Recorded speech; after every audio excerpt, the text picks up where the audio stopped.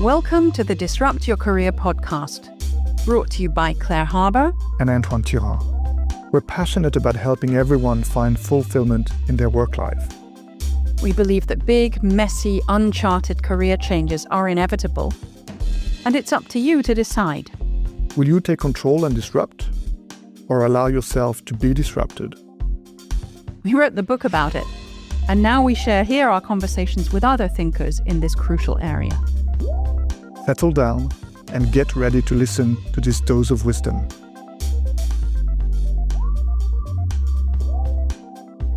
So in this time's episode of the Disrupt Your Career podcast, I'm really happy to be having with me John Tarnoff. He's a career transition coach, an author, and a former Hollywood executive who helps mid and late career professionals reinvent their careers with purpose and clarity. Through his book, Boomer Reinvention, his coaching programs and his courses, he offers a structured approach to navigating change in a rapidly evolving world of work. John, thank you so much for joining me today. Pleasure to be here, Claire. Thanks for having me on. All right, let's get straight away going into the story really behind the reinvention that you went through. You spent decades in Hollywood before your career was disrupted, and I'm wondering, what did that moment force you to confront? I had this, I wouldn't say tempestuous, but it was certainly a volatile career in a volatile business. A lot of change going on. I like to say that the rest of the world has become as volatile as Hollywood always was, in that we took job transitions for granted because we were all buffeted about by box office failures and successes and management changes and creative differences and all of these kinds of strange fragments of the way the business worked and still works. So I became used to needing to look for a job every few years, or sooner in some cases. Some of it had to do with my performance or lack thereof. Most of the time it was because I was looking for new opportunities and was able to transition into a new job. But a significant part of the time it was that I was fired, right? I was fired from a job for whatever reason. And so in my TEDx talk in 2012, I did the numbers on this. And I thought, well, I need to prove some validation here for why I'm standing up and talking to you about careers. And I came up with this idea, this number that I've been fired 39% of the time in my Hollywood career. And I said it kind of as a joke, and people laughed nervously because, I mean, who talks about getting fired and puts a number on it, right? So the point that I was making was that we've evolved our thinking about career transitions over the last 20, 30, maybe even 40 years, from understanding that jobs are much less permanent than they used to be. When I was growing up, if you got a job coming out of school, chances are you would be with that company for many years, perhaps the entire career, going through various stages and roles, and the compact between the company and the employee was a solid thing. And the company would nurture you and promote you. And if you did well, you had a life at that company. And that is, of course, no longer the case. It hasn't been the case for some time. We no longer even expect this to be the case. It is actually really a pitched battle between companies and employees in today's world. So it's not about your performance, it's about fit. And because the economy is changing so fast, fit is changing as fast as that. And so we find ourselves in a job for a couple of years, out of a job for a period of time, into the next one. The average job tenure across the board, I believe, is between 3 and 4 years. You can't expect to stay at a company for a long time. But back to your question about what led to my kind of key career reinvention moment, I had a startup in the 90s. I was kind of transitioning out of mainline entertainment. I was fascinated by computer progress and development, and I was kind of an early adopter, had the computer on my desk in the mid 80s. So when multimedia came in the 90s, CD-ROM games, et cetera, I just thought, oh, this is really great. Dove in headfirst, wound up connecting with another individual who became my partner, and we started a company. We started a .com company in the mid-90s, which then we were able to raise money, release product. We were going up, we were doing really well, and then 2001 hit. The stock market crashed. Everything went to pieces. Our investors went away. Our clients went away. And I was done, right? So that was my confrontation. That was my moment of saying, well, where do I go? Because there was nothing going on in tech. I was the CEO of a failed startup, along with dozens of other CEOs of failed startups. There was no job for me to go to. I'd kind of outgrown those jobs that I had done. I didn't really keep up with people in the same way that I probably should have, although I still had a really good network. But I didn't want to go back to being a studio executive. And I had launched a company, right? I had a different mindset going. So I decided to go back to school. I thought, I need a change of pace. I need a change of attitude. I need to think about myself differently. I need to figure out what could I possibly do? Where could I possibly land? So I took a psychology degree. I knew about this particular psychology program. Some people I had known had been through it and had transitioned to different aspects of their lives as a result of it. And so I thought, well, this is great. Let me see what happens and see where I wind up. And that led me to a very key moment in the transition, which led to what I'm doing today in a very strange way. I was introduced to some people at DreamWorks Animation. And the catch was that there was no job at DreamWorks. And my connection thought, oh, well, it would be great if you could join us here at DreamWorks, but there's no job. But let me introduce you to some people. Because there was no job, the conversations became these informational interviews where we were talking about the business, the state of play, et cetera, right? Low stakes. Very open-ended conversations. Well, it turns out that one of the things that was fascinating me about their company was their creative and technical staffing. And they were at a particular point in their evolution where they really couldn't afford to think about the future of their intellectual and creative capital. And I was asking them questions about this that they hadn't been asking themselves, or they had been asking, but they really hadn't thought about what to do about it. And all of a sudden, these questions kind of came back around, and they said to me, we want you actually to come in and help us solve that problem. So it was a really interesting lesson in what I've now come to call the superpower in the work that I do. So no one can expect their career as it's configured today to remain the same. People have to pivot. What I learned in having to pivot my career was an early lesson in what everyone is confronted with today, which is you have to be resilient. You have to know what it is that you do, what it is that you offer. And that's what's going to give you the resilience to pursue your career through all of the transitions, the changes, the evolutions that are going to take place. Thank you. I love this idea of superpower and how that emerged for you as you got into those exploratory conversations. Why do you think it is that so many experienced professionals do struggle in these mid-career transitions? I'm guessing that you're going to say it's because they haven't identified their superpower, but tell us more about how that looks. People in mid-career are facing a couple of interesting conjunctions. The first one is that you've now learned a lot. You've accomplished a lot of your goals. You're familiar with the process of your roles, your industry, your knowledge, your domain knowledge. You're looking ahead and going, well, so what's next? Where do I go from here? Career progress, career ascension tends to be pyramidal. So you've got fewer opportunities the higher up you go. More is expected of you.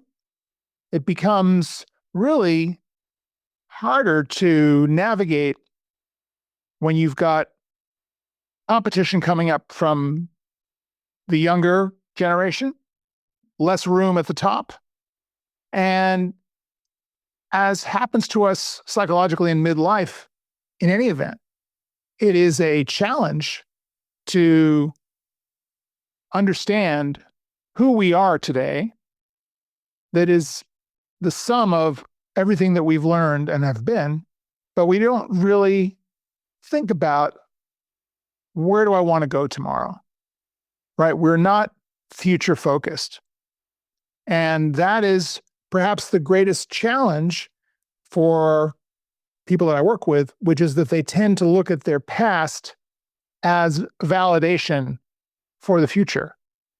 But as they say in financial services, past performance is not an indicator of future results. So this is the conundrum I think that many people face at this stage. Indeed. Past, future, and being stuck in that opposite of a bulge. It's a squeeze of all kinds. Okay. So you've talked in your book, in your external communication of all kinds, about the fact that applying for jobs online, in particular, is often ineffective, and that the hidden job market is where most opportunities lie. You also talked about the fact that although you'd built a pretty good network while working in Hollywood, it wasn't actually the network you needed at the time. So let's think about this shift from job search to career reinvention. What's the hardest mindset shift that people really need to make? I think the hardest mindset shift is going from thinking of yourself as an employee to thinking of yourself as a consultant. And I like to say that you never want to approach your job search as an employee looking to be supervised by a manager. You always want to think of yourself as a consultant looking to provide value to a client. So that's the big mind shift. The other thing that goes along with that is this kind of master or servant relationship that we have with employers. And by that, I mean that our usual instinct and practice when we are looking for a job is to trot out the resume, update it, polish it a little bit, maybe get someone to rewrite the format, but focus on how we can fit into available openings and adjust the resume accordingly. So one of the prime directives in job search is always adapt your resume to the job description you're applying to. Stress in your resume the things that they're looking for, remove the things that they're not interested in. So make your resume adaptable to the position. This is chasing your tail, right? Because in an earlier era, when you were applying to maybe a handful of jobs and getting interviews for half of them and landing one, today, as a job seeker, as an applicant, as a candidate, you are facing at least 250 other applicants to that position. In the AI era, you are probably facing at least double that, maybe more. And I've seen this coming now for the past couple of years. I mean, it's the battle of the bots, right? Your bot is writing your resume, their bot is reading your resume and rejecting you. So the idea that you could adapt your resume to each one of the 150 applications that you're making to find a job is ridiculous. And you find yourself in this very discouraging position of being a supplicant, trying to go, oh, please, sir, may I have this job? Look at me, here's something that makes me special. And it is going to drive you crazy. It's going to diminish and dilute the value of what you present. You just don't know who you are anymore. You're just trying to fit yourself in. That's a terrible tactic. And, this goes back to the idea of being the consultant. If you're a consultant, you are providing a very specific service or product implementation to your client. That is the mindset that every person going for a salaried position needs to adopt, because employers today particularly are looking for specialists, not generalists. And this is part of the curse of being mid-career. You are invariably going to think of yourself as a generalist. And I'm a big fan of generalists. I'm a generalist. Generalists have a contextual understanding of what they do, of the contiguous roles and factors that affect the work that they do in their role. But employers want specialists. They want someone to solve the particular problem that they have. They think this job description is going to that problem, and you want to establish yourself as a person with a specific set of skills, experiences, abilities, values, approaches, practices that solves this one problem or set of problems, performs this one service. And that's how you're going to cut through the noise and turn this broken hiring system ship around and give yourself a chance to actually get an interview, much less a job.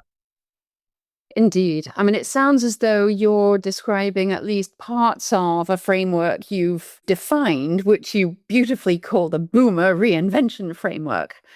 Would you be kind enough to take us through the main elements through this structured approach to change? Sure. So this started out as a 5-element framework.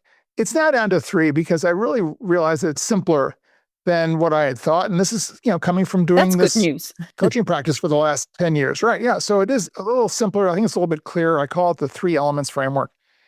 The first element is define your superpower. And you were alluding to the term before. Again, the superpower is that combination of skills, experiences, abilities, talents, values, best practices, and connections that define the work that you do and encapsulate it. So you go from being a person who touts their responsibilities. I've led teams of 40 or 50 people. It's like, well, great. What did you actually deliver? The superpower is focused on what you deliver, because this is really the key to getting traction in your job search. And it also helps you kind of redefine yourself. After all of these years of doing all of these things and gaining all of these great experiences and abilities, what is the most leveraged value and deliverable that you can offer to an employer? And if you can define that, then you have essentially productized yourself in a very positive way. You want to be seen as a product, a valuable product, because that simplifies everything from there on. You're no longer scrambling around trying to fit yourself into this job or that job or figure out what the pitch is here. And you're not making any compromises in that area anymore. You have a very clear offer that you are making to everyone, whether it's an employer, it is a connection of yours, a colleague, and you have it down. Your LinkedIn profile becomes the expression of this superpower. And this gets into the second element, which is to create a community of shared interests around that superpower. So this is networking at a much more refined level. You're not going out to just accumulate names and business cards. It really is intentional. It really is trying to find people who understand what you do, who vibe with you and what you do, who recognize the value of it, who can market for you, who can understand it, who can share what you do. By defining your superpower, you make it much easier. For example, typical experience of people that I work with, they say, "Oh, I hate networking. I don't know what to do. I meet these people and I give them the card or whatever, and they say, 'What do I do?' And I tell them, and they say, 'Well, if I hear of anything, I will call you.' And they never do. Never. Why is that? And that's because you haven't defined your superpower. Because if you have your superpower clearly laid out, they know how to help you. They know whom to refer you to, right? They know what kind of feedback to give you. If you're a generalist and define yourself as a generalist, they don't know where to start. Are you this? Are you that? I worked with a guy last year who has had two really very clearly defined sets of experiences. One was sales-oriented, the other was operational. I said to him, you got to choose. You can't be both. And I said, in a perfect world, I would love to be able to tell you that you can sell yourself as both a sales and an operations guy. You can't. You're going to use that other side of you wherever you land. It's going to be a plus for you, but you're not going to land based on these two horses that you're trying to ride simultaneously. And this is a problem that a lot of people have. So back to the superpower, that's really the crux of it. The network, the community that you build is your engine for opportunities. Because going back to the concept of the hidden job market is not really a market. It is the concept of referrals. It's the idea that people would rather trust a candidate who is referred by a trusted source than consider someone who's just coming in over the transom with a resume. So be that person, be that referral. Use that community to lattice your way to a network of people who understand you.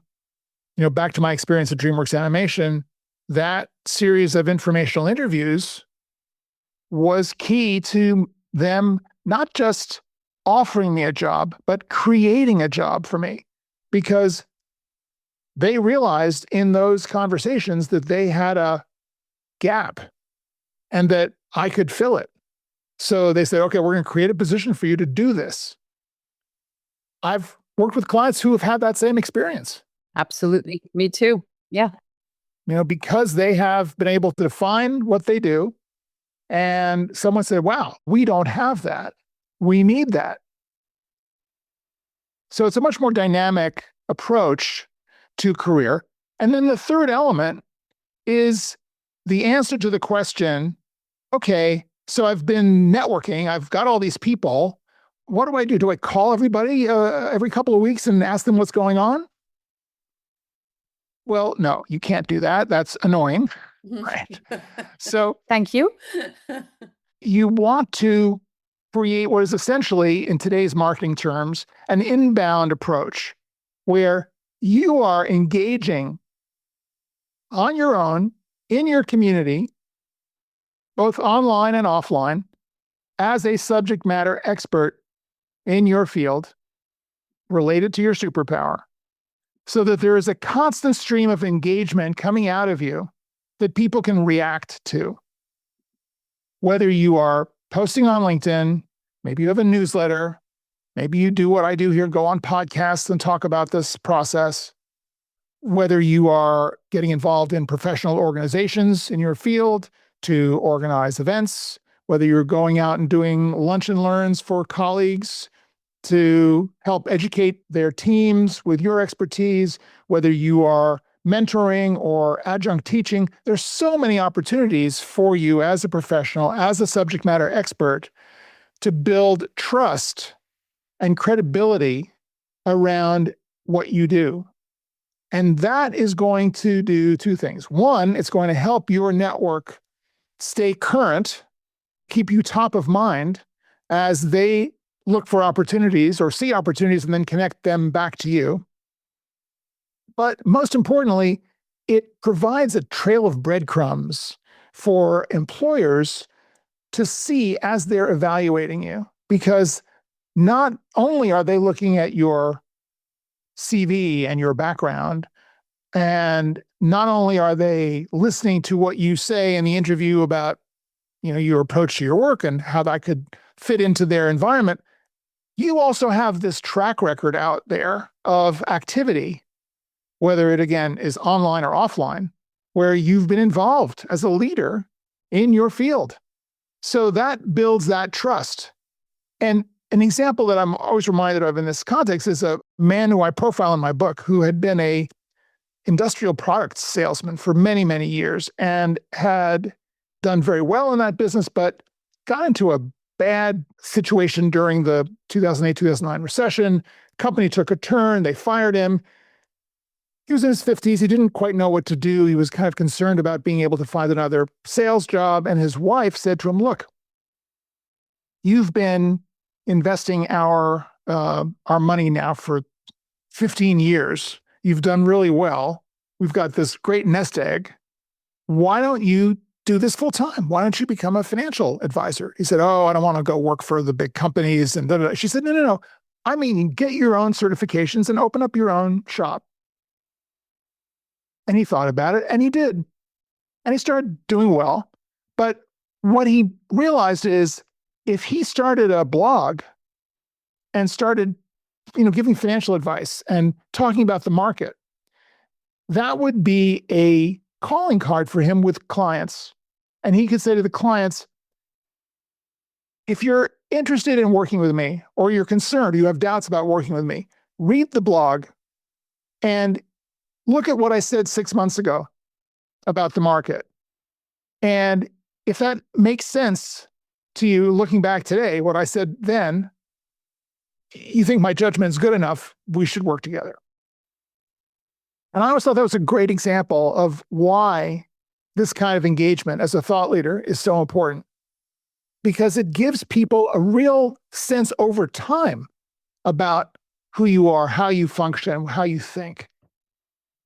Indeed, I think there's something else here that is really coming out to me, which is that what you're describing is ways of becoming visible and the obvious choice with the superpower, and even of networking that are actually fun and enjoyable and help people to shift from, oh, I hate networking, to, wow, not only is this new type of activity that I'm engaging in to become more visible enjoyable, but it will eventually be my path to the next opportunity, whatever that may be. And that seems like a beautiful, virtuous circle.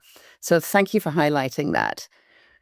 Absolutely. I also think it goes to this question, this objection that I get all the time about networking, which is, oh, I hate networking. I'm terrible at networking and I can't sell myself.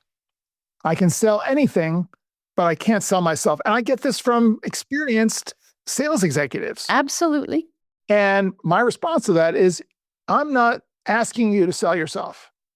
I'm asking you to define what drives you and what you love to do and what you do well, and just share about that. You don't have to sell anything. Indeed. If you are presenting a complete package, then all you're doing is looking to connect with people and be curious about them and how you can achieve some kind of rapport with them to see if there's a connection. It's not about selling anything. Selling absolutely actually detracts from who you are and what you provide. As you said, it's about having fun with it and being enthusiastic about it. So if you get up every morning going, I've defined my superpower, I can't wait to get an opportunity to do it. And someone says, so what's going on? Have you found a job yet? You say, well, I'm still searching, but I'm very excited because I just read this article about XYZ that applies exactly to this area that I'm focused on and that everyone should be thinking about. And they may say, wow, that's great. I actually know someone who kind of shares your opinion. Would you like to meet them? Indeed. Then it's natural and fun. Let's move on to the questions of ageism and identity. What do people need to let go of as they move into their later stages of career? And where do they perhaps unknowingly hold themselves back because of how they see themselves? In a funny way, what people need to let go of later in life is this association that they have with their professional role. Someone asks you a question, so what do you do? And you say, I'm a director of sales, or I'm a operations manager, or I'm a this, or I'm a that. But that's inaccurate. Your job is not your identity. It is so not. It would be more accurate to say, I work as. Take a little step back from that role and understand that you are more than that role. You are more than that resume. And this is, I think, a big challenge for most of us because we've spent our lives one way or another, one company or more, identifying with that role. We're being seen as that role within the company. We have a certain position, we have a certain cachet, and status is a very seductive but ultimately destructive force in our lives. So this is part of this evolution from employee to consultant. The challenge is to stop identifying yourself in terms of external validation and external position, and to revalidate yourself in terms of what's going on inside you. And one of the two principles that I bring to bear in the book and in my practice, the two principles are, number one, the job you want is already inside you. You already know what it is that you do well, that you love to do, that other people will hire you to do. You just have to get all of the other distractions out of the way so you can just focus on that. And the second principle is that in order to create the future, you have to reconcile the past. And one of the big issues that we have at ages 45, 50, 55, 60 plus is that we've got baggage.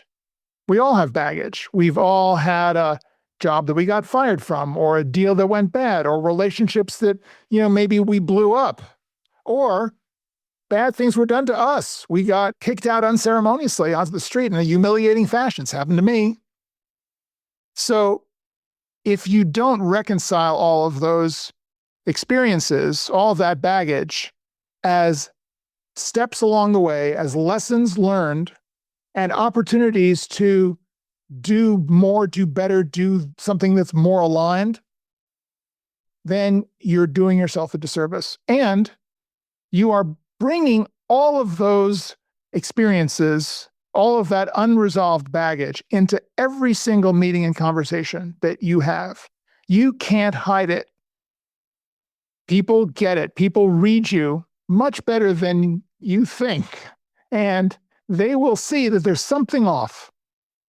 And I see these postings on LinkedIn about people who've been out of work for a year or 2 years, and they're at wit's end and they don't know what they're doing wrong. And there may be a lot of procedural things that they're doing wrong, but I can't help but thinking that a lot of it is the way they're presenting themselves, that they're coming in with low self-esteem, trepidation, defensiveness. They're kind of worried about being rejected again, so they get rejected again. And this is toxic. This is the big challenge that I think we all have at this stage, is to reconcile the past in order to be able to create the future. Thank you for that. I think that could be summarized by wherever you go, there you are. Yeah. But thank you. It's crucial. So as we begin to get towards wrapping up, I'm wondering if somebody who's listening is at a point of disruption right now, and they're feeling frustrated, desperate, whatever they might be, what would be the one teeny tiny thing that you would want them to understand first? One way is to say that if your life has been disrupted, or you're seeing that it's about to be disrupted, you see that there is kind of this end to the runway that you didn't think was there before, that maybe you had avoided thinking about, and now it is upon you. First thing I want you to do is start a daily journal. I want you to start reflecting on these many questions that are coming up, these many feelings that are coming up about where you are. You need to look at the baggage. I suggest that you write 1 page a day, every day. Maybe it's the first thing you do when you get up in the morning. Maybe it's the last thing you do before bed at night. But write free form about whatever is coming up for you. Ideas, feelings, judgments, successes, regrets. The purpose of this exercise is not to kind of do this teenage diary record of your life. No cringe. It's not a confessional. Yeah. It is actually a bridge that you're building between your conscious self and your unconscious self. And this may sound a little woo, but it is very grounded in psychology. You have an inner knowing that you are not accessing.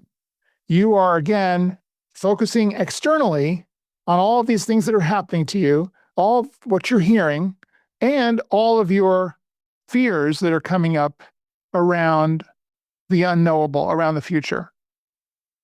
That is a waste of time. Instead, you want to get back to this sense of wholeness, find that superpower within you, do the reflection that starts to weave yourself back together again. And the first thing that I do with clients is give them the Ikigai exercise. The Ikigai is this Japanese concept of life's purpose that has been translated into the West as this Venn diagram with 4 questions. What do you love to do? What do you do well? What does your world need? And what can you get paid for? And at the intersection of those 4 questions, to me, are the seeds of your reinvention, of your taking these next steps. And it's a natural kind of dialogue that you can begin to engage in with yourself through your journal, but also with others. So I will offer this to your listeners.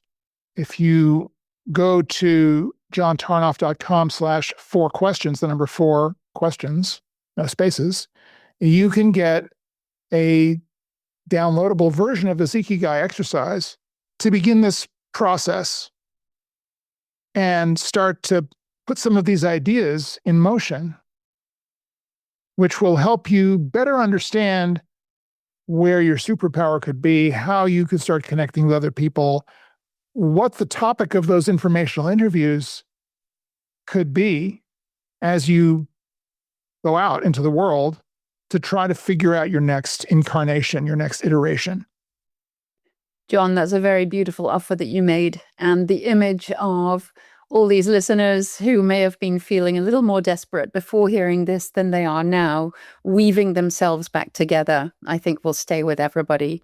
So thank you for spending time with me today, for sharing with us so many rich and fertile ideas that will be of undoubted use to everybody listening, whatever stage of their career they are at.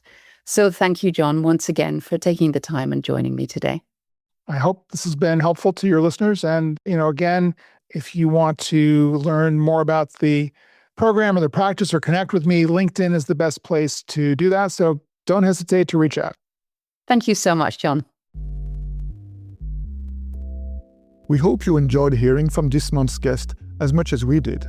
Do go and check out our work on disrupt-your-career.com and come back soon. Thank you.